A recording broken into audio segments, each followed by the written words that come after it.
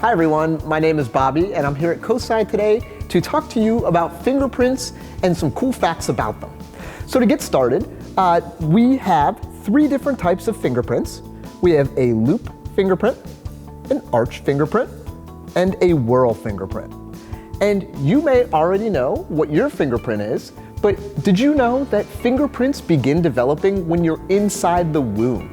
And even if you're a twin, twins have separate fingerprints from one another, which is really interesting. And you can actually use fingerprints for all kinds of fun activities.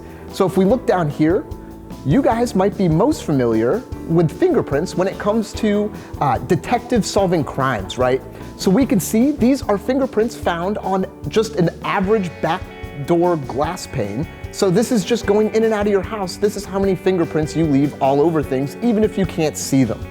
And another fun activity that you guys can actually try at home, we have a fingerprint pad here. You guys are able to actually use black markers. And what you can do is take your thumb, and you at home would color on your thumb with your black marker. I'm gonna use our fingerprint pad here, and you can press it really hard against a white piece of paper, and you can actually find out what type of fingerprint you have at home. So feel free to test to see if you are a whorl, a loop, or an arc.